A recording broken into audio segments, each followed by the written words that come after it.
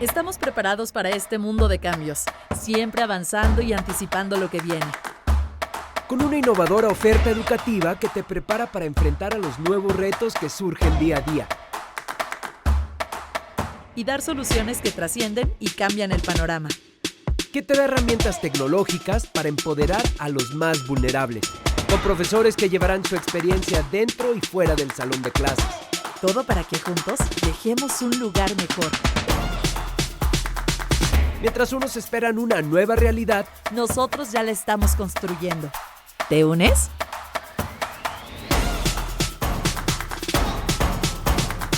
El mundo cambió. Nosotros también.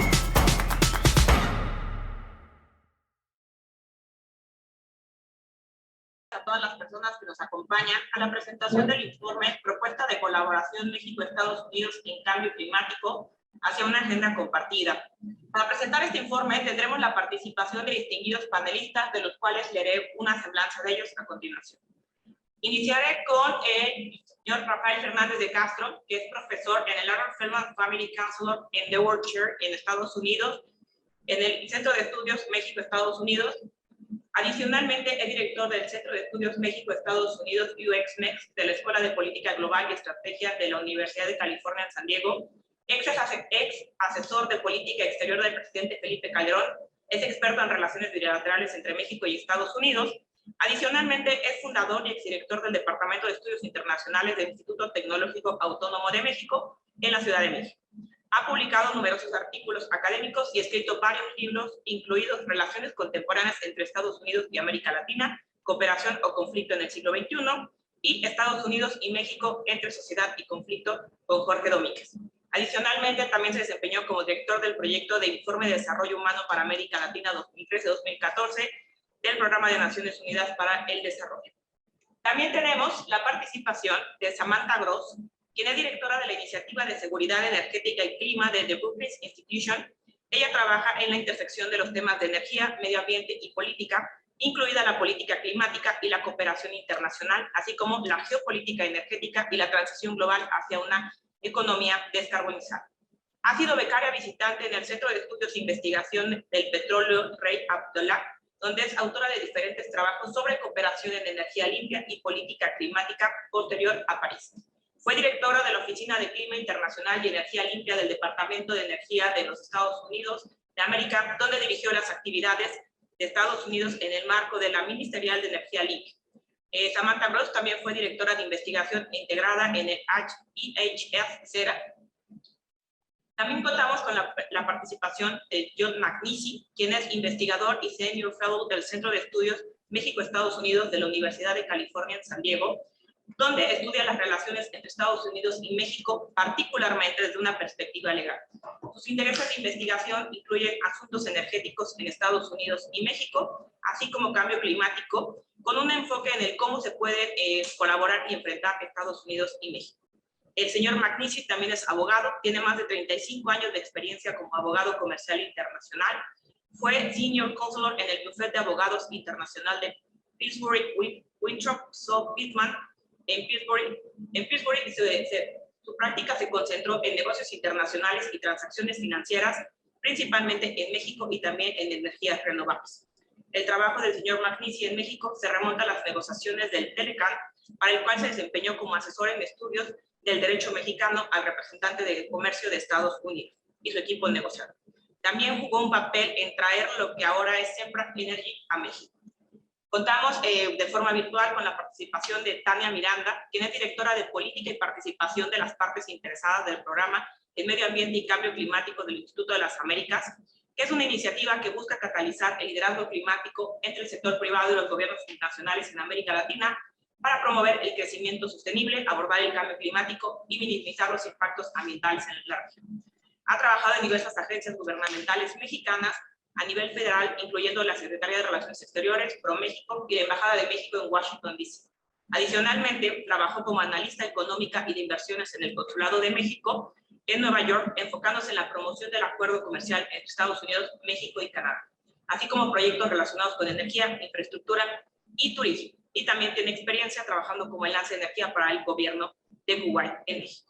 Y Finalmente, contamos con la participación del embajador Miguel Ruiz Cabañas Izquierdo, quien es embajador de carrera del Servicio Exterior Mexicano, a la que ingresó en el año de 1979, es licenciado en Relaciones Internacionales por el Colegio de México y maestro en Ciencia Política por la Universidad de Colombia, y actualmente es director de la Iniciativa de los Objetivos de Desarrollo Sostenible en el Tecnológico de Monterrey y co-coordinador de la Red de Soluciones para el Desarrollo Sostenible en México. Es una red internacional de universidades que promueve el desarrollo sostenible en el país. A quien le cedo la palabra para que pueda coordinar la presentación del informe. Muchas gracias. Gracias, María Julia. Muy buenos días a todas, a todos. El informe que se presenta hoy fue elaborado por un grupo de especialistas de México y Estados Unidos en materias que tienen un impacto en la emisión de gases de efecto invernadero y por lo tanto son causantes del cambio climático. El grupo de trabajo fue organizado en un esfuerzo conjunto de 4 instituciones que tienen un interés especial en promover la cooperación bilateral entre México y Estados Unidos en todas las materias.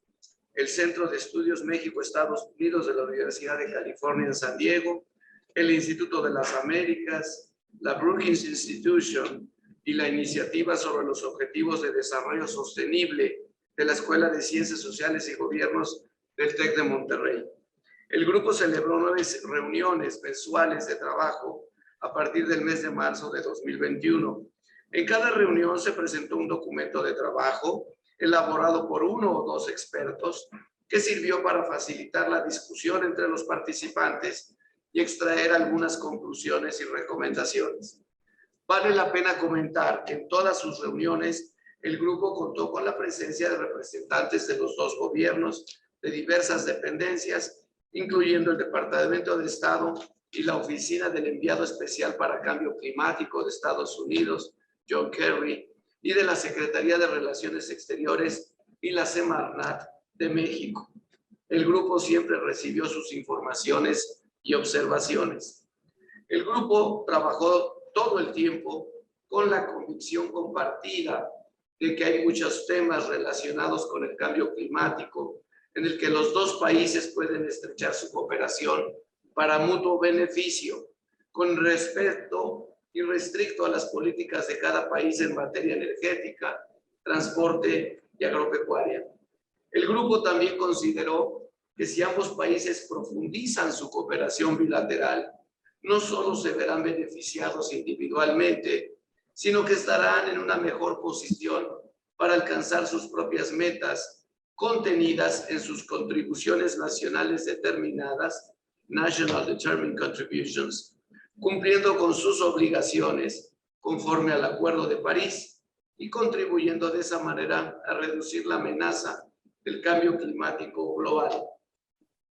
Las materias analizadas en las sesiones del grupo fueron las siguientes: reducción de los contaminantes climáticos de vida corta, especialmente el metano; eficiencia energética; adaptación al cambio climático; financiamiento climático internacional; promoción de energías renovables.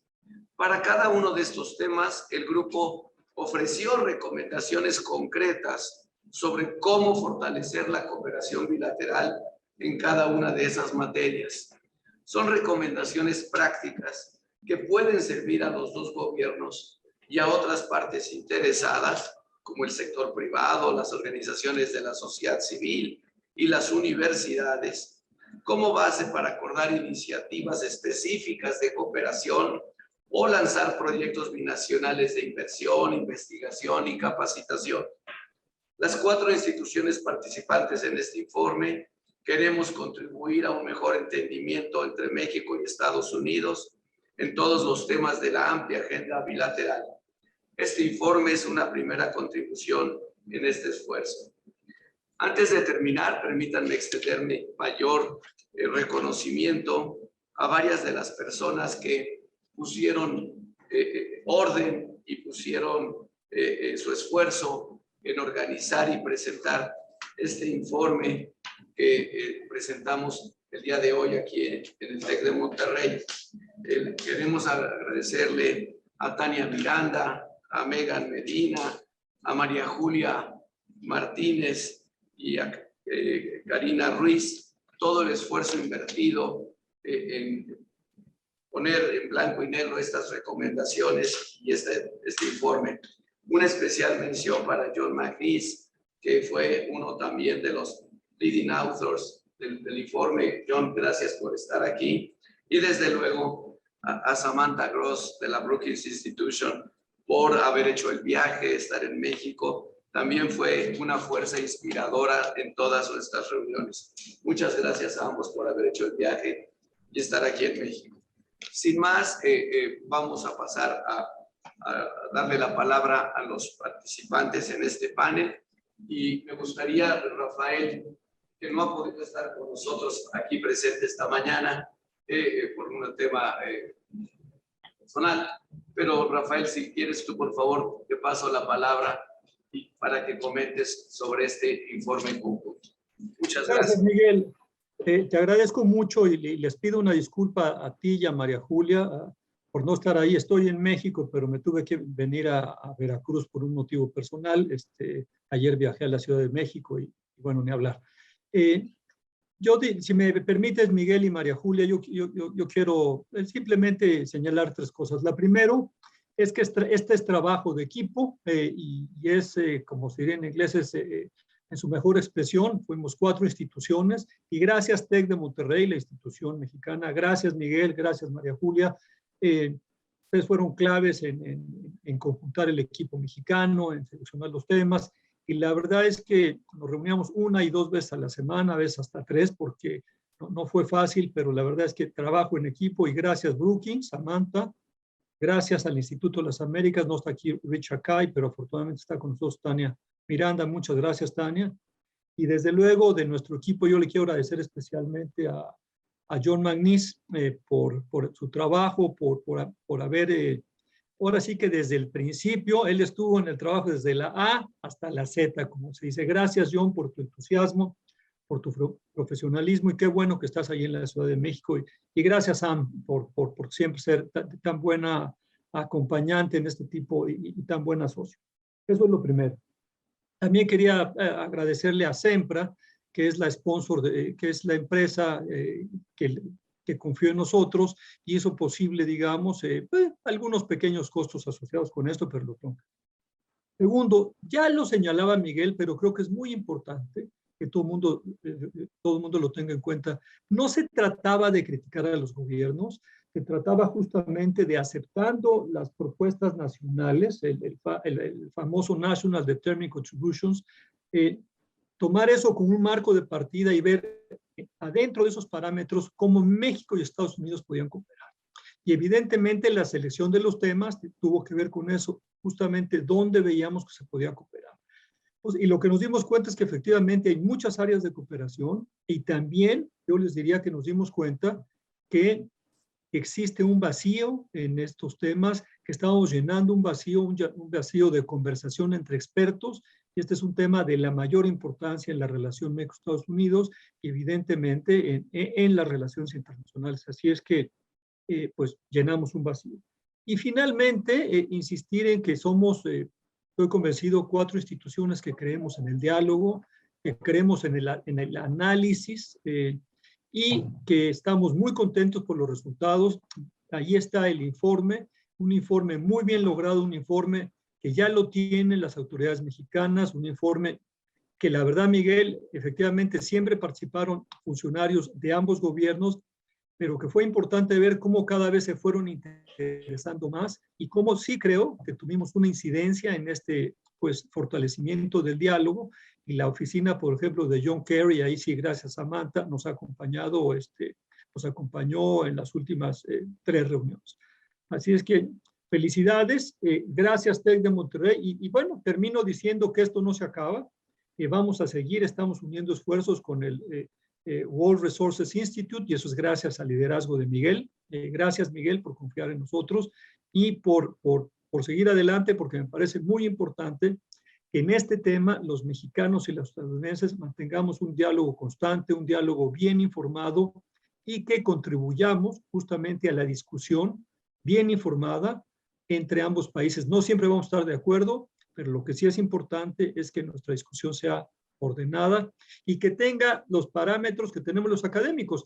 Se vale discutir, se vale tener diferencias, pero con el ánimo de construir. Así es que enhorabuena, felicidades a todos y que salga muy bien la reunión. Gracias, Miguel, y gracias, Julia, por ser anfitriones y por la insistencia de ya presentar el informe en la Ciudad de México. Me parece muy importante y muy atinado. Gracias. Gracias a ti, Rafael. ¿Me escuchas? Sí, perfectamente. Gracias a ti, Rafael, por tu mensaje. Coincido en que ha sido una iniciativa muy útil y que de aquí vamos para adelante en una segunda etapa con el World Resources Institute. Ahora le vamos a dar la palabra a la doctora Samantha Gross del Brookings Institution para que presente algunas de las principales recomendaciones del informe. Samantha, please, you have the floor. And please, feel free to speak in English. I think everyone here understands perfect. Beautiful English. Lo siento porque no tengo suficiente español para presentar en español. Parece que sí, ¿eh?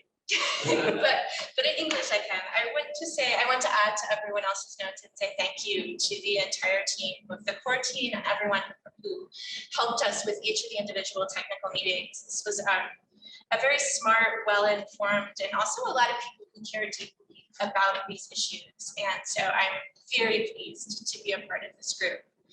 But I have the pleasure today of talking about two issues that I care about a lot and that also I think are really win-wins for both countries. We talk about win-wins sometimes, I think a little bit too much, but sometimes they're real. And the two issues that I'd like to talk about, I believe, are. The first one is the issue of short-lived climate pollutants. These are climate pollutants other than CO2, carbon dioxide, that tend to have shorter lifetimes in the atmosphere than carbon dioxide, but tend to be much more potent pollutants than carbon dioxide. And so reducing emissions of these particular pollutants has a real strong bang for your buck. Reducing them gets us a lot of near-term reduction in warming, which is exactly what we need as we work towards the longer-term efforts of decarbonizing our energy system and things that are just a little bit more long-term in scope. Thank you for turning that down. My voice is not super loud. I'll do my best. But so methane is the first and the most important one that I want to talk about. Methane is the primary component of natural gas, but it's also a very strong greenhouse gas. Oh, that's even better. So reducing emissions of methane gives us a lot of benefits today, not just in terms of greenhouse gas emissions, but in oil and gas operations. If you were emitting methane, you are basically emitting money into the atmosphere. So Mexico can reduce its emissions of methane. The United States is working on the same thing and actually increase both its supply and its revenues from natural gas sales. Some of these reductions are as easy as using new leak detection technologies and going out with a wrench. Others are more difficult, but both the United States and hopefully in Mexico will move forward towards applying new technology, towards understanding where and how leaks occur and closing them. This is a key effort in both countries. You saw in Glasgow back at the climate summit back in November, the United States and other countries pushed really hard on the global methane pledge.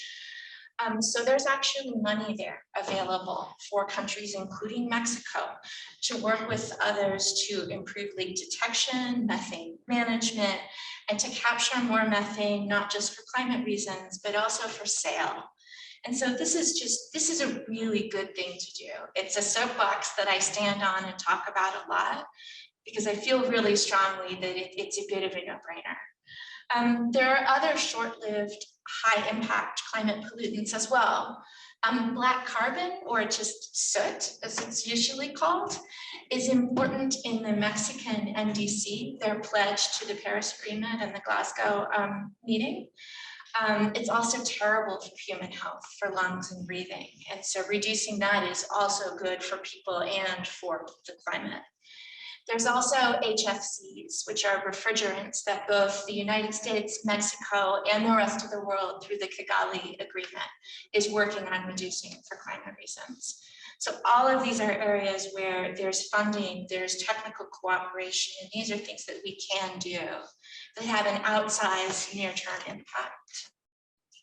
The other of our issues that I'd like to focus on is adaptation and natural climate solutions. And this is just another clear win for both countries. We have to remember that the point of climate action is to make the world safer and better for people. And so these are both ways that we can do that with multiple wins. No matter how fast we reduce emissions, no matter how hard we work, the climate is changing and will continue to change for a while. And so we have to work on adapting and being more resilient to the changing climate. And a particularly important area here in Mexico is in water. We're seeing a really big drought, both in the southwestern United States and down into Mexico. Doesn't stop at the border. And the US and Mexico have collaborated for years on these issues, but the changing circumstances require more collaboration and perhaps some new kinds of thought. Thinking about managing water across an entire basin, thinking about agricultural practices and how to conserve water, and also urban water management, wastewater management, and ways to recycle urban water. These are issues that we can cooperate together, and issues that in some cases we have to cooperate together because we share the water basins. Another important thing to think about in this realm is nature.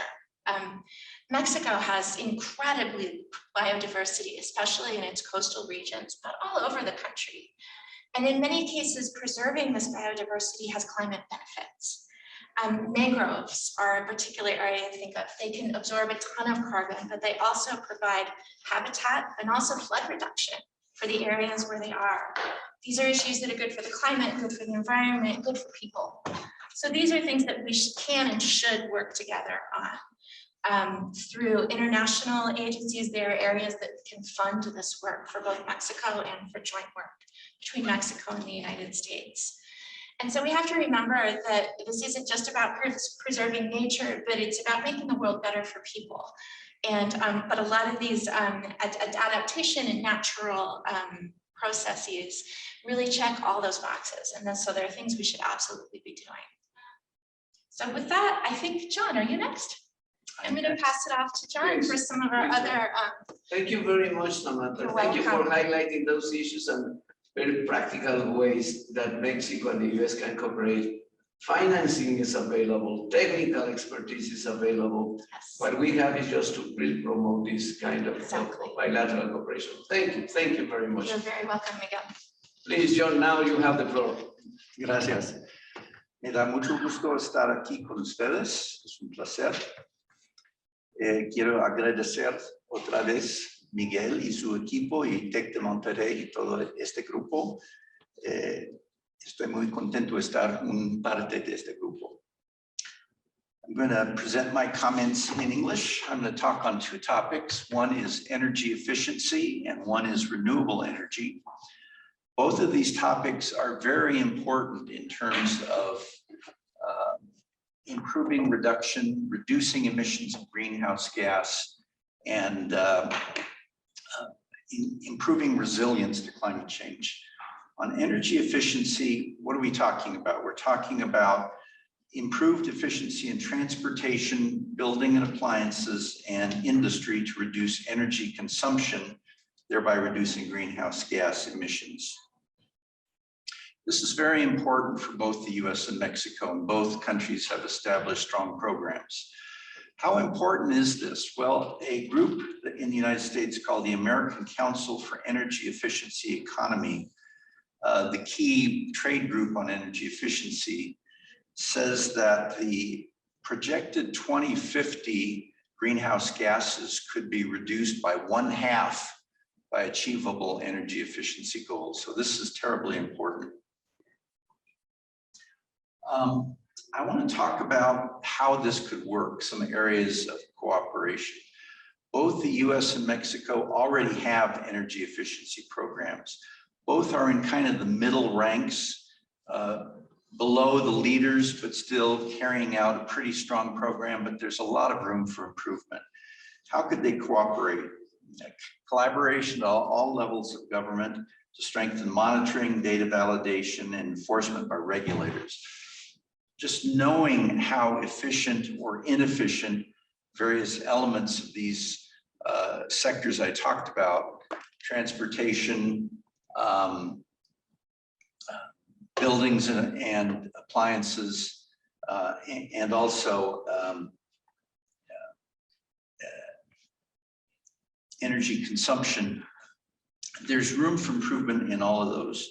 And the problem is we don't really know how efficient. So if we keep track of that, monitor the data, and have strong regulation, it'll work a whole lot better.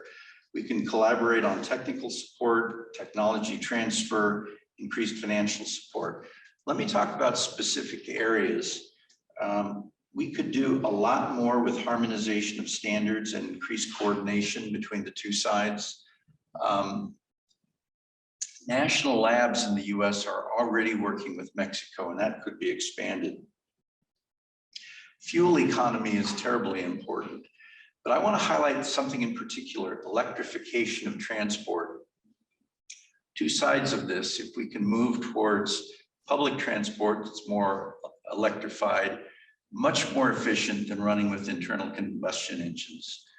And then electric vehicles. This is important not only for energy efficiency, but this is a great commercial opportunity between the US and Mexico. The entire value chain from lithium to batteries to electric vehicles is an enormous business opportunity for US and Mexico. Now I want to talk a bit about renewable energy. I worked in renewable energy for many, many years, and this is quite important to me.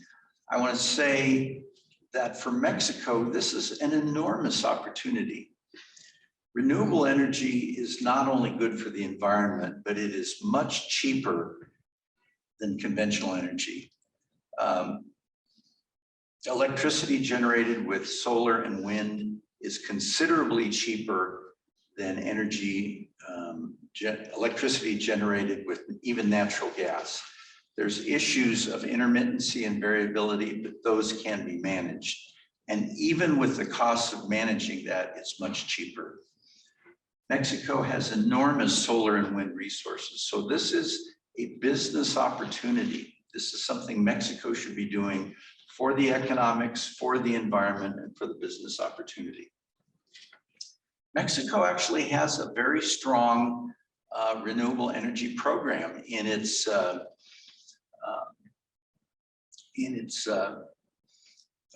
plan for installing centrales.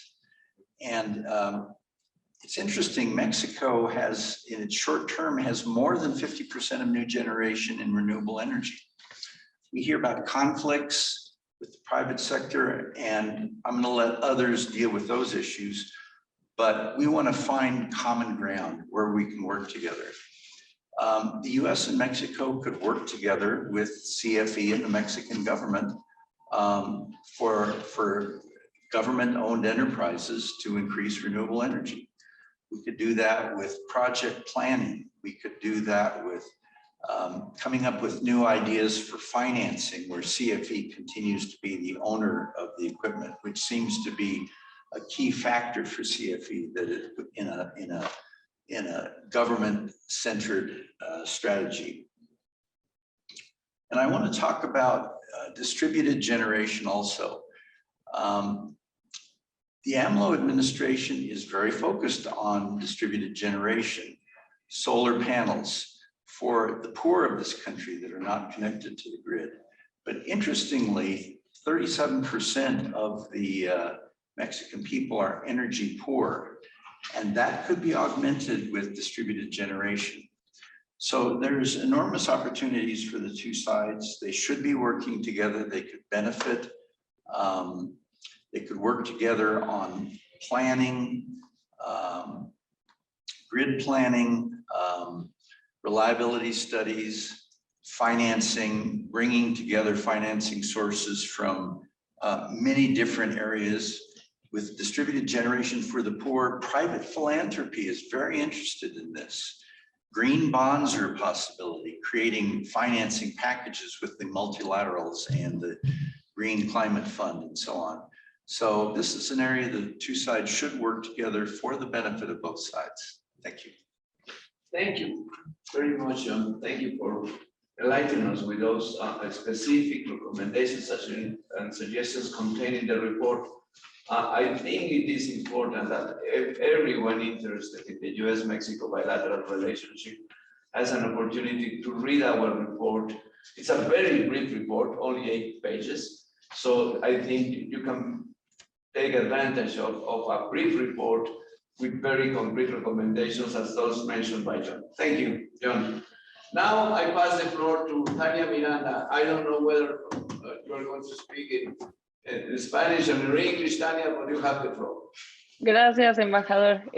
Si no les molesta, voy a empezar en español. Pues primero que nada, buenos días a todos. Es un honor para mí estar aquí con ustedes, aunque sea de manera virtual. Como ya lo mencionó Rafael, estoy aquí en representación de Richard Cai, quien es el presidente y CEO del Instituto de las Américas. Desafortunadamente no pudo acompañarnos. Pero el instituto es un miembro muy orgulloso del Grupo de Trabajo México-Estados Unidos para el Cambio Climático y queremos agradecer a las demás instituciones, antes que nada, por invitarnos a formar de este grupo. Y gracias, por supuesto, al embajador Ruiz Cabañas y al TEC de Monterrey por invitarnos el día de hoy. Quiero empezar enfatizando que el grupo el trabajo que está haciendo este grupo de expertos es tan necesario como para México como para Estados Unidos, ya que los efectos del cambio climático nos van a afectar a ambos de maneras parecidas. De hecho, teniendo cadenas de suministro y economías tan interdependientes, las consecuencias de este fenómeno van a vulnerar industrias, empresas y sectores económicos enteros de ambos países, de manera que cualquier solución al problema tiene que ser coordinada bilateralmente para ser efectiva. Más aún cuando, como ya mencionó Samantha, muchos de los ecosistemas y hábitats que tenemos en ambos países son compartidos. Uno de los ejes temáticos que cubrimos en el reporte es el tema de finanzas climáticas y el instituto participó ampliamente en la creación de este reporte, así que les voy a comentar brevemente los hallazgos principales que hicimos en el reporte. Si no les importa, voy a cambiar a inglés. So one of the most important findings that we note is that Mexico Paris-related commitments in terms of mitigation are heavily underfunded. A 2018 report by INEC concluded that the total cost of implementation of Mexico's NDC's unconditional pledges would be of around 126 billion spent over the course of a 17-year implementation period. For simplicity purposes, if we assume that the cost of mitigation were linear and distributed equally throughout the 17 years, this would mean that Mexico would need to invest around $7.4 billion a year to implement those actions. This represents approximately 2.4% of Mexico's 2021 federal budget. Understanding that at the time of writing, the only guaranteed allocated source of national climate finance in Mexico's budget is Annex 16 of the federal expenditure budget, Mexico has a funding deficit of around $6.4 billion a year to be able to fully implement its NDCs. However, we also know that through a Banxico report, a Banco de Mexico report, we know that achieving those stated unconditional climate pledges would bring Mexico net positive earnings of around $14 billion. This is important because it means that putting money into these climate pledges should be seen as an investment, not as a cost. On the other hand, we also talk about US funding on our paper. Given the interdependencies of US and Mexico's supply chains, we also found that the US is heavily underinvesting resources to support Mexico's implementation of its NDCs.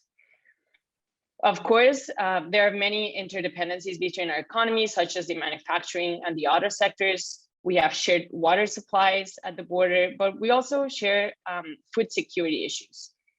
Just to give you an example, more than 50% of the fresh and frozen fruits and vegetables consumed in the United States come from Mexico.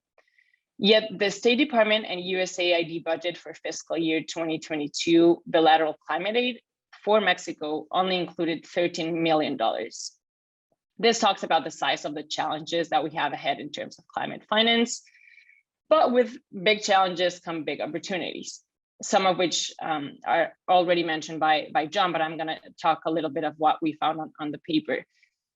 One, we would have a lot of development of homologous green taxonomies and criteria, the disclosure of requirements for climate impacts in the climate sector. All of this would go a long way into leveraging private sector climate finance. Finance sector from both government should also work in green investment and lending activities. In Mexico, Hacienda is also already doing pioneering work on green finance through the issuance of sovereign sustainability linked bonds. There should be more of this. The US should also support larger multilateral development banks and institutions, such as the IDB. We should also leverage US Development Finance Corporation and the Biden administration's whole government approach to catalyze international finance. And we should also work to develop and leverage philanthropic sources of finance, just as John McNeice already pointed. However, we talk slightly about the fact that all of these, the above mentioned sources will be contingent upon Mexico promoting a healthy investment, climate investment for private actors. En fin, estos son unos cuantos de los highlights que incluimos en el reporte de finanzas climáticas. Y quisiera reiterar nuestro agradecimiento al TEC de Monterrey y a las demás instituciones participantes del grupo de trabajo.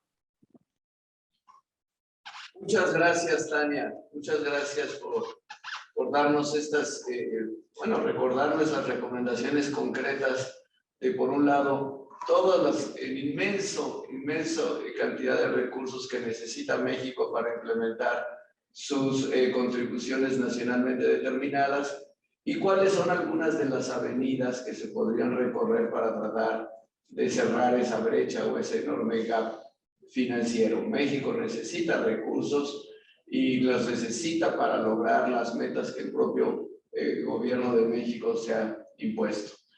Vamos ahora, nuevamente gracias, no se vayan ni Rafael ni Tania, por favor, porque hay muchas preguntas. Entonces yo voy a hacer una, y bueno, voy a leerles una que nos acaba de llegar, de un distinguido miembro del grupo, ¿sí?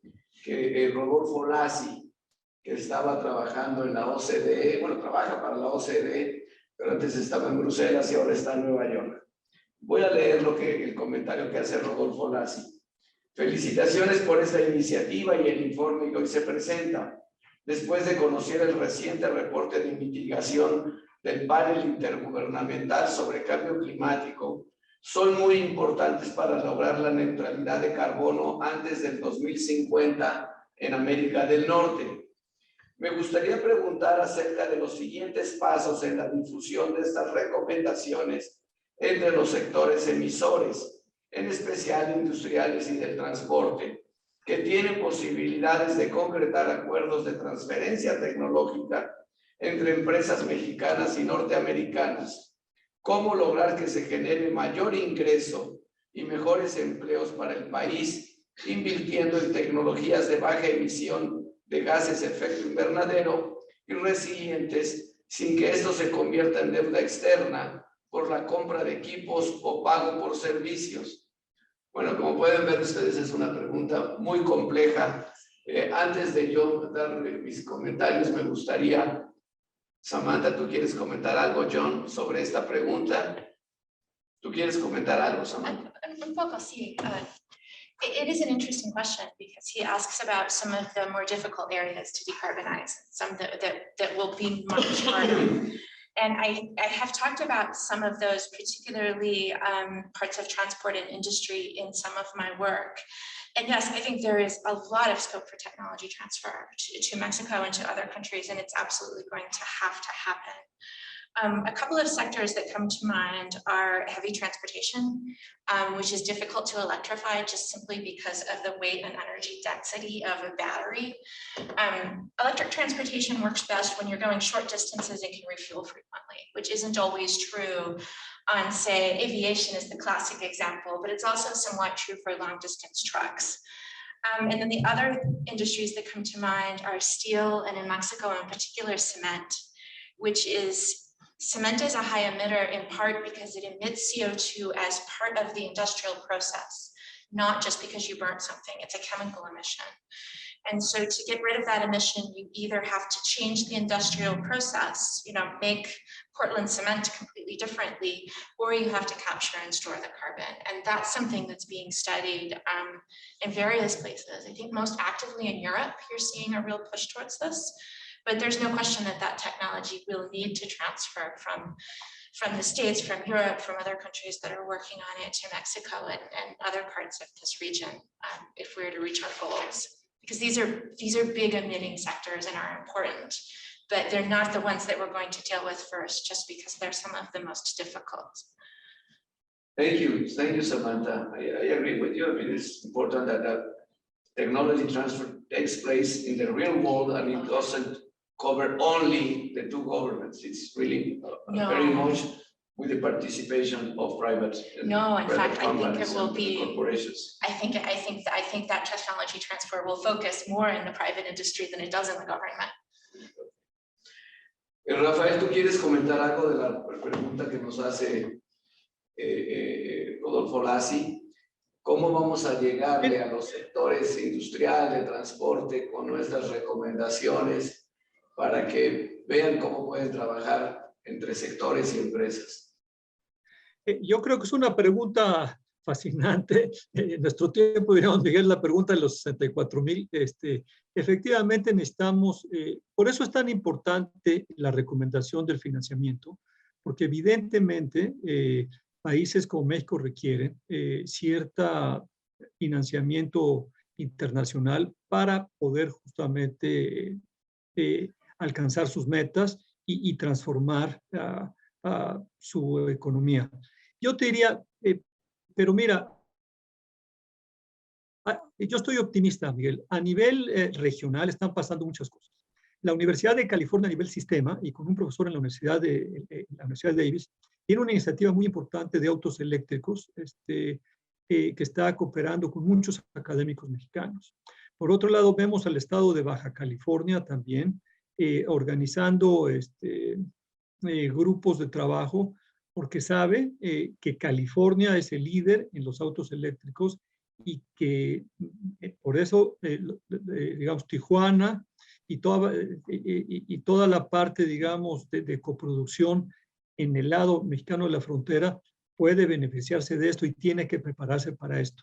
Entonces, yo veo por ahí varios grupos trabajando a nivel local porque tenemos que tener claro que efectivamente no solamente Estados Unidos, sino específicamente California está avanzando mucho en el tema de los coches eléctricos, y ahí es donde hay muchas oportunidades para México, porque California no puede avanzar sin Baja California, porque realmente Baja California, lo que llamamos Calibaja, se está volviendo realmente indispensable para la buena marcha. Entonces, me parece que por ahí va a haber cosas muy interesantes, Miguel, y me parece que una de las cosas que probablemente le falte y podría ser parte de la siguiente ronda de pláticas es cómo aterrizamos algunas de estas ideas a nivel regional, porque hay muchos yo diría, regiones de integración, insisto, como Calibaja, que tienen mucho que dar y donde creo que puede haber desarrollos muy importantes en beneficio justamente de América del Norte. Entonces, buena pregunta, Rodolfo. Esto es de lo que tenemos que seguir discutiendo y claramente debe ser una pregunta que en la nueva etapa del grupo la tengamos siempre presente, porque tenemos que ver cómo aterrizamos nuestras recomendaciones en temas que están ahorita justamente sobre la mesa del sector industrial y también yo diría incluso del sector educativo, porque también tenemos que preparar a nuestra fuerza de trabajo para este tipo de economía. Así es que buena pregunta, Rodolfo, y Y bueno, vamos a intentar no contestarlo ahorita, sino tener todo un proceso para contestar. Gracias, Rafael. De alguna manera ya comentaste sobre una pregunta que están haciendo, que es el papel de los gobiernos subnacionales en todo esto. Estados, municipios, ciudades. Creo que al referirte a la parte regional hiciste un comentario, pero quizá lo podemos retomar. John, do you want to say something now? Yes, I'd like to say three things regarding the diffusion of the study. The study is at a fairly high level of generality. We think we have great ideas, but there needs to be more substance added to them. Now, we are already talking to John Kerry's office, who is the lead in the US for negotiations with Mexico in this area. And what we foresee is that we're going to have to bring a lot of technical support to that office. They only have that narrow bandwidth, let's say. The next phase of this, we will be talking with the World Resource Institute, and their plan is to have a 5-year program, a central organizing body, and then technical groups. And over a 5-year period, we would come up with technical recommendations that could cover these areas. So John Kerry's office is trying to pull in industry itself. It's come up with $10 billion from companies that it wants to make available for nature-based solutions. So as it pulls together the financing sources from the private sector and inspires them to increase their own energy efficiency, their own reduction of emissions, that's very important. The third piece of this is the local governments, as Rafael mentioned.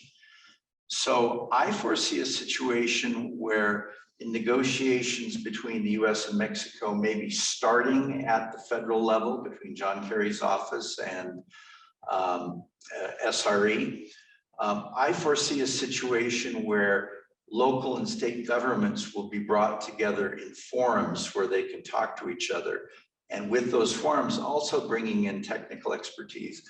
Simple idea, land use planning has a huge impact on emissions. If you can get more people densely connected in an area and using electric transportation, has a huge impact on emissions. So I foresee John Kerry's office being very active in this. The next phase of our project, spreading the word and pulling in more technical expertise, and then bringing in state and local governments to broaden the base, let's say. Thank you, John. Now, Gustavo Merino has raised his hand for a question or comment or whatever. Please, Gustavo. ¿En español o en inglés? Como tú prefieras. Bueno, te hablo en español. A ver, los beneficios de seguir trabajando en esta dirección son evidentes. Aquí se han dicho, incluyendo más allá del tema de ambiental y de reducir el riesgo del cambio climático, están cuestiones de salud y otras que son muy importantes. Sin embargo, pues, los gobiernos a veces parecen enfocados en un camino que no es. Y yo me puse a pensar algo que hizo que México cambiara de giro y nos llevara en un camino específico fue el Tratado de Libre Comercio, donde también ahí había los beneficios evidentes, pero pues no era algo posible hasta que al final alguien decidió hacerlo y se hizo, y ha traído muchos beneficios y ha sido muy difícil cambiar. A lo que voy con esto es que necesitábamos para también los temas de atención del cambio climático encontrar ese path que sea pues nos lleve por la dirección correcta y incluya las cuestiones de energías renovables, de financiamiento, de todo lo demás, y del cual sea difícil salir. Y no sé cuál sea ese camino tan efectivo como fue el Tratado de Libre Comercio. No sé si tendrán alguna idea. Y no me refiero a que tengan que poner en el Tratado de Libre Comercio cuestiones ambientales. Eso está bien, pero me refiero más allá de eso, más allá de de NAFTA o el TEMEC, como se llame ahora. ¿Cómo podríamos encontrar ese camino que nos lleve por ahí, que no nos desvíe? Esa es mi pregunta. A lo mejor no hay una solución rápida para esa pregunta. Lo importante aquí es entender que hay beneficios económicos y estratégicos, aparte de beneficios de medio ambiente, el cambio climático. Por ejemplo, inversión actualmente por parte del sector privado necesita energía limpia. Es una parte de sus proyectos y su estrategia. Y México no tiene este tipo de energías limpias y renovables, no puede competir con otros países que están más dispuestos a proveer este tipo de energía. Y en términos de estrategia y economía, México ahorita paga tanto dinero para importar gas natural. Es impresionante. 5 o 6 mil millones de dólares cada año. Si México podría aprovechar los recursos de energías renovables, puede establecerse como más independiente y es un elemento de soberanía energética como enfatiza el presidente AMLO. Pues hay varios elementos que se discute como medio ambiente para los elementos de negocios, estrategia, beneficios económicos son muy importantes también. Pero el problema es, mi punto, o sea, nada más quiero aclarar. A mí me queda, es evidente los beneficios de ir por esta ruta, pero no los adoptamos. O sea, el beneficio y el potencial de energía renovable de México que John decía es evidente, pero México no lo está aprovechando. Entonces mi pregunta es, ¿cómo podemos, así como había beneficios del libre comercio, pero no los aprovechábamos hasta que hubo el Tratado de Libre Comercio, y luego eso nos llevó en un path que no pudimos salirnos? ¿Cuáles son, qué mecanismo institucional, internacional podríamos adoptar más allá de del Acuerdo de París y de los NDCs que nos obligue a ir en esa dirección para capturar esos beneficios? Esa es mi pregunta. Es una pregunta muy complicada. Por supuesto. Yo doy mi opinión, Gustavo. Desde luego es algo que depende de los dos gobiernos. Los dos gobiernos tienen muchos mecanismos de diálogo bilateral entre la Secretaría de Relaciones, el Departamento de Estado, la oficina de John Kerry y muchos otros.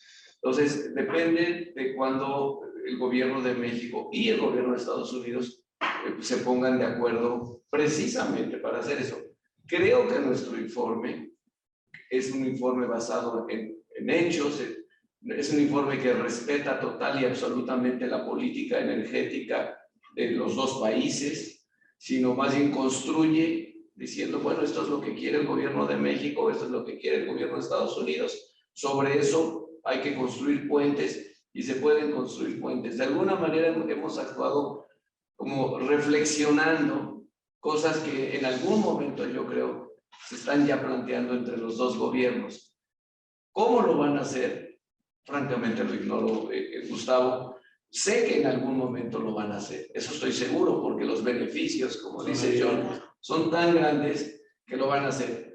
Mi experiencia en las relaciones México-Estados Unidos es que a veces it takes time, o sea, toma tiempo, no es tan automático como nos gustaría, pero yo creo que se va a hacer y creo que en la medida en que el gobierno de México, digamos, se asiente en la política energética que ya decidió, que ya está ahí y que el presidente incluso, o sea, la semana pasada ha tenido reuniones con una serie de empresas de Estados Unidos del sector energético, pues me parece que el siguiente paso sería buscar un diálogo en eso que sea respetuoso del marco legal mexicano y de el marco legal en Estados Unidos. Ahí hay muchísimas oportunidades.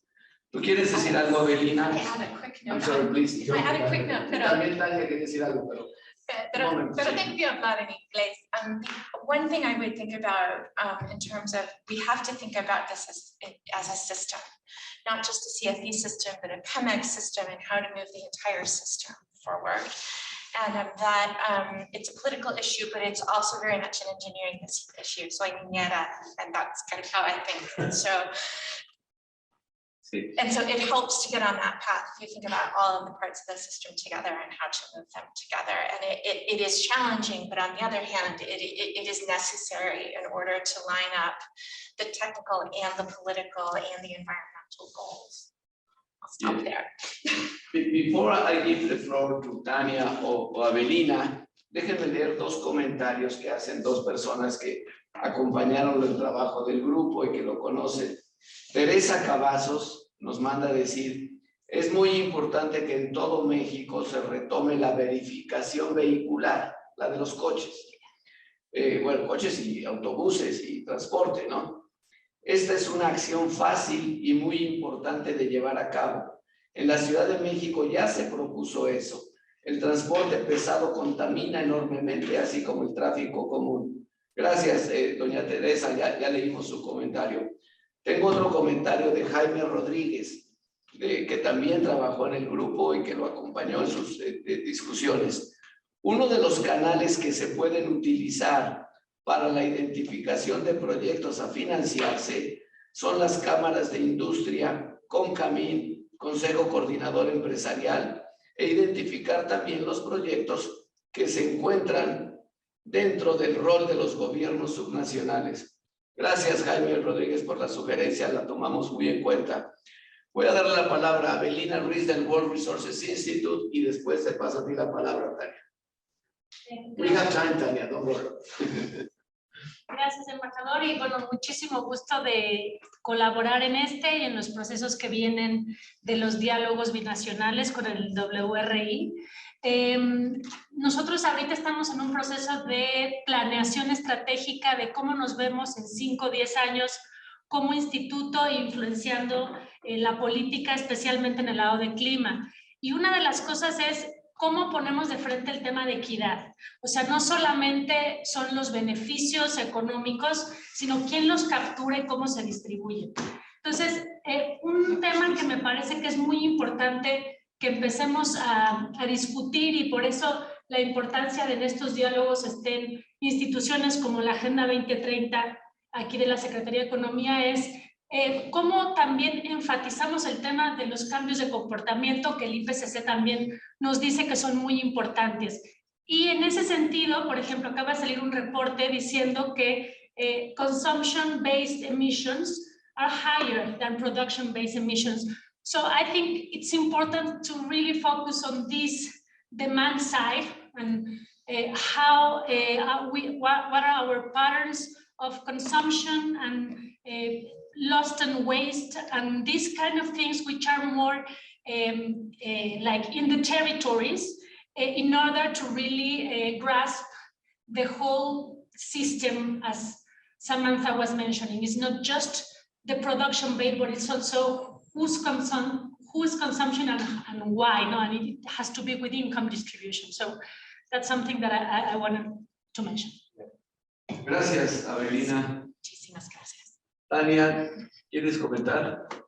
Sí, era respecto al tema de cómo hacer que México se sume a este camino de la transición climática y de los mecanismos internacionales. Y yo digo, cabe mencionar que los acuerdos de París sí están incluidos en la Ley General de Cambio Climático y el TEMEC sí considera un capítulo considerado bastante fuerte en temas medioambientales, pero creo que lo que va a hacer que México no se salga ya de ese camino, a mi punto de vista, será el que sus socios comerciales se sumen a esa transición climática.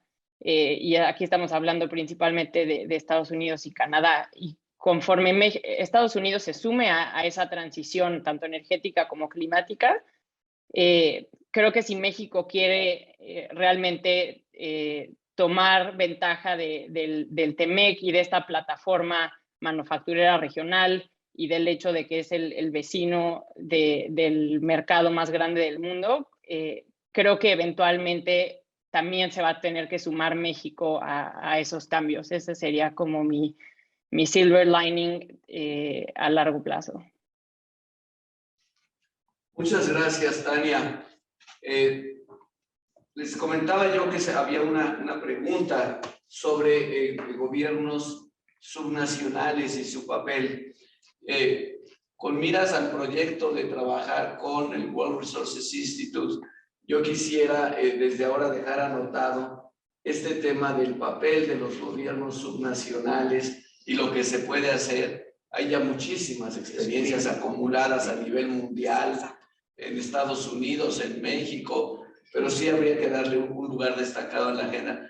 Y el otro tema de la agenda que también está subrayando acá Avelina Ruiz es el tema de la equidad y la justicia ambiental, que son cada vez más un tema muy importante para sectores amplios de la población de los dos países y del mundo entero.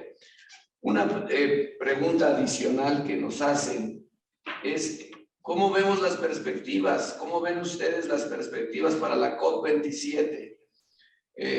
Tenía aquí la pregunta, no la encuentro, pero bueno, aquí está. De acuerdo con las recomendaciones del grupo de trabajo y dado el contexto internacional actual, ¿cuáles son los mayores desafíos para la COP27, la Conference of Parties, que va a ser en Egipto en noviembre de este año? ¿Cuál es el camino a seguir del grupo de trabajo? ¿Alguien quiere comentar sobre la COP27? Please, John. A major issue for COP27 is that under the Glasgow Climate Pact, each country is supposed to update its nationally determined contribution every year. And this could be particularly important for Mexico because, as you all know, Tribunales suspendió the 2020 version of the NDC. So Mexico is under the gun to update its NDC, and working with some of the ideas we've presented and the World Resource Institute has presented through its December 8 meeting, you know, a lot could be done to strengthen that NDC. Another part of the Glasgow Pact is there's very substantial concern as to whether there's a sufficient increase of ambition before 2030. The NDC speak to 2030. But we should be working together to improve ambition now, because that's going to be a high-level ministerial meeting at COP27 this coming year. So COP27 sets a challenge that we should be dealing with right now. And what we've done in our report and our work, and what WRI has done in its work so far, could make an enormous contribution in dealing with these issues. But that's right now, that's not waiting for a long time, because November 2022 is going to be here immediately.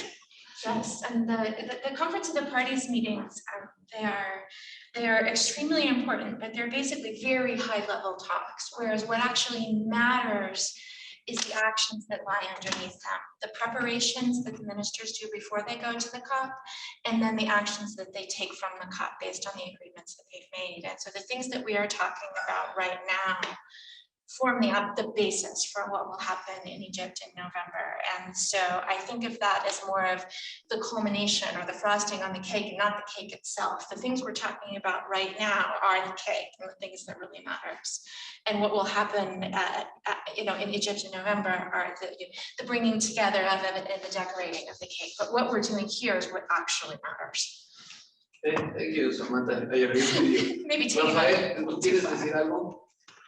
Sí, Miguel, fíjate que yo creo que es muy importante que en esta COP27 haya resultados importantes. Me preocupa mucho que, fíjate que paradójico, la COP27 va a empezar el día que hay elecciones en los Estados Unidos, la elección de medio término, es decir, el 8 de noviembre de este año. Entonces sí me preocupa mucho que pues, regrese un Congreso republicano, que le aten las manos al presidente Biden, que la verdad de las cosas ha regresado con muchas ganas, con mucho ahínco al tema del cambio climático, ha tratado justamente de borrar esos 4 años del presidente Trump, pero sí me preocupa esto y entonces, digamos, pues, qué lástima que lo sabemos, pero que la suerte de la COP de alguna manera pues también tiene que ver con la politización en los Estados Unidos y yo te diría, y con la politización del mundo entero. Habría que pensar realmente cómo la guerra de Rusia en Ucrania que se está alargando está teniendo efectos. Estamos saliendo del COVID-19. De hecho, la cumbre de Egipto trae, digamos, 1 año de retraso. Entonces, hay un panorama de un entorno mundial difícil y tenemos que seguir avanzando. Entonces, sí esperaría, yo creo que el tema de esta COP es tratar de lograr mucho porque en Estados Unidos pues hay nubarrones otra vez con el posible regreso de los republicanos. Me parece terrible. El 8 empieza la COP y el 8 hay elecciones intermedias en los Estados Unidos. La verdad, Rafael, tienes toda la razón. Y ya nos pasó una vez, cuando fue la elección del presidente Trump, fue a la mitad de la COP de Marrakech, en Marruecos. Y yo estaba ahí y realmente empezó, digamos, con un mood optimista la reunión y acabó en un mood bastante pesimista porque ya sabíamos cuál era la posición del presidente, del entonces presidente Trump. Yo creo que hay 3 o 4 temas para la COP. Bueno, en primer lugar, coincido contigo, el contexto viene muy complicado, básicamente por la guerra de Ucrania. La guerra de Ucrania ha distraído a la comunidad internacional de la prioridad que en noviembre del año pasado se sentía en la reunión en Glasgow. O sea, había, digamos, un consenso en que había que hacer algo. No necesariamente consenso en todo lo que, pero consenso de que algo había que hacer. Y por eso los resultados de Glasgow no fueron malos. Fueron, digamos, un pasos adelante. No fue un fracaso esa conferencia para nada. Fueron pasos concretos. Sin embargo, ahora Ucrania nos ha distraído. En ese contexto yo creo que hay 4 temas muy importantes que habrá que ver. Sigue siendo el tema del financiamiento, el tema número 1, la promesa de los desarrollados de movilizar 100,000 millones de dólares al año. Ya están cerca, según muchos cálculos, pero se necesita que se cumpla esa promesa y pasar a la siguiente etapa de financiamiento para el año, digamos, después de 2025. 2, hay un tema cada vez más importante para los países en desarrollo, que es el tema de adaptación. Aquí, como decía Samantha, those are the core issues. Eso es lo que estamos discutiendo aquí. Cómo realmente facilitas la adaptación de los países, en este caso de México, al cambio climático. En muchos países se está sintiendo. Este año yo espero que no se cumplan los pronósticos pesimistas, pues de que la sequía en el sur de Estados Unidos y en México está causando estragos. Si suman ustedes esa sequía a lo que está pasando en Europa, lo que está pasando en China, que ha tenido muy mala cosecha hasta este año, realmente la crisis alimentaria se ve cada vez más como un escenario muy posible. Entonces, sí es verdaderamente dramático. Un tercer tema que no se avanzó en Glasgow, pero digamos se le dio una salida procesal, es el tema de loss and damages, pérdidas y daños, que sobre todo están las pequeñas islas del Pacífico, del Atlántico y del Océano Índico presionando, porque dice, pues ya tenemos serious loss and damages. ¿Y qué vamos a hacer? Etcétera. Lo demás, si se avanza en estos temas, bueno, y lo más importante, por supuesto, que los países cumplan su obligación de presentar nuevas contribuciones nacional determinadas. Glasgow, el paquete es, cada año los países tienen que elevar su nivel de ambición y decir qué más van a hacer y qué más van a hacer para reducir sus emisiones. Si nosotros, México y Estados Unidos, podemos promover los temas que aquí estamos presentando, reducción del gas, de emisiones de metano, soluciones basadas en la naturaleza y financiamiento, yo creo que será un buen ejemplo para otros. Eso es lo que quería yo comentar sobre este tema. Por último,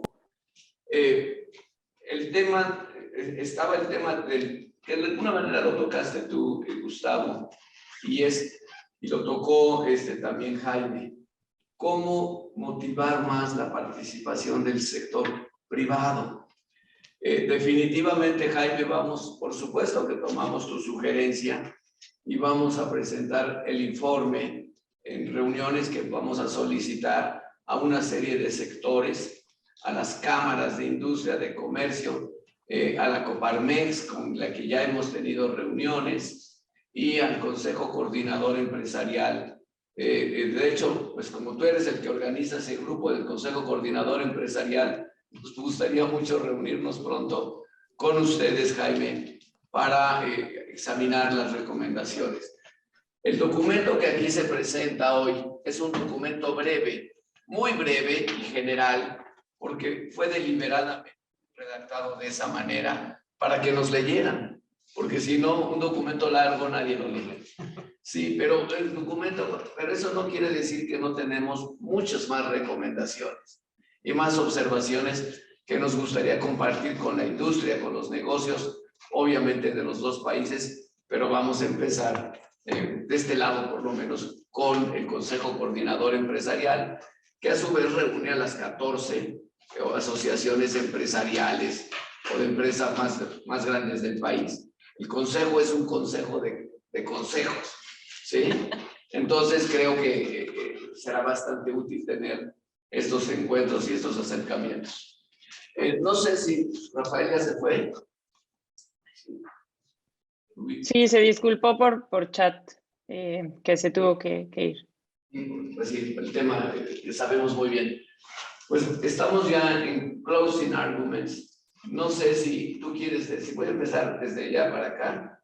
Si tú quieres decir algo, María Julia, quieres añadir algo. Tú trabajaste mucho en este informe. Sí, embajador, muchas gracias. Bueno, nada más, como bien lo comentabas, el informe está disponible para que lo puedan consultar en nuestra página de internet, que igual ahorita se las compartimos también por el chat para que lo puedan leer. Y avisarles también que este informe está respaldado en una serie de documentos de investigación de fuentes públicas, de fuentes privadas que estuvimos realizando, en donde pueden encontrar todavía más información si quieren ahondar en el tema, porque como lo comentaban todos los panelistas, es sumamente relevante las recomendaciones y las actividades puntuales que se puedan realizar en el corto plazo de cara a la COP27. Entonces, bueno, más que un cierre, es una invitación a que vean el reporte, a que lo identifiquen, a que consulten los documentos de soporte, para que puedan conocer todas las ideas de todas las personas que participamos en el desarrollo del reporte y también de las instituciones que estuvieron colaborando con nosotros. Gracias, María Julia. John. I would only like to say that I think this was a great initiative. We had enormous contributions from a broad range of experts. I think that the recommendations are realistic and actionable. We could actually do something. So I'm very pleased. I view this as a first step. We now have the attention of the US government and the Mexican government. So we have the beginnings of a discussion. They are both looking for concrete ideas as to how to work together. We are going to have to go much deeper. I think the two governments are going to find themselves talking in generalities, and I think groups like ours and WRI are going to have to come up with a much more profound and detailed set of ideas. Not that they'll be accepted automatically by the two sides, but at least it'll give them something to work with. Because if we have to call upon mid-level staff in the governments, nothing will happen. But I think we can advance the ball from the base that we've set by adding necesitamos profundizar lo que hemos hecho. But we can do that because we can start to bring in technical expertise in concrete, even more concrete ideas than we have. Brilliant. Thank you, John. Thank you very much. Samantha. I agree with everything that John has said, and the important part on this is the doing. You have to start with the thinking and looking for opportunities, but the really important thing is implementation. And in order to feed into the COP process in Egypt and everything else that we're talking about, the important thing is that we need to deliver and make these things concrete. And so the report is short so that people can read it and absorb it, but there is technical background behind it and things that we can continue to expand on with the respective governments, respective private sectors, subnational governments, to focus on the doing part, because ultimately the doing is what matters. And the whole point of this is to move us in the direction of do. Thank you, Samantha. I agree with you. Let's move in the direction of doing something.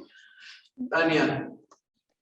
Nada más me gustaría reiterar que lo que ya se ha dicho, ¿no? Que si bien los retos son enormes, también las oportunidades de colaboración son muchas a nivel de gobiernos estatales y locales, a nivel sector privado y sociedad civil. Y esto es sin duda una gran esperanza que tenemos.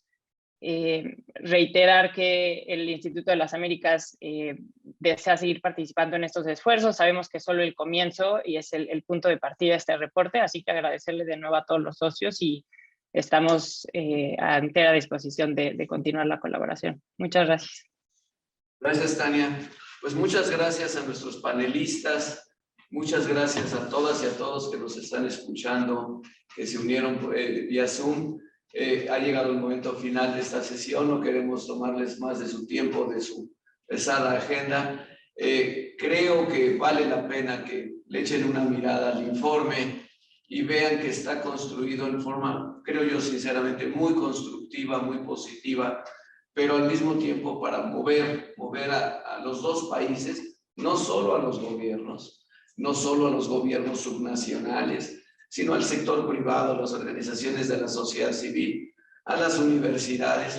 Entre todos podemos, digamos, beneficiarnos de diferentes partes de este informe para hacer cosas, incluyendo, y aquí se mencionó, programas de capacitación o de investigación que pueden mover las propias universidades y centros de investigación, o sea, nosotros.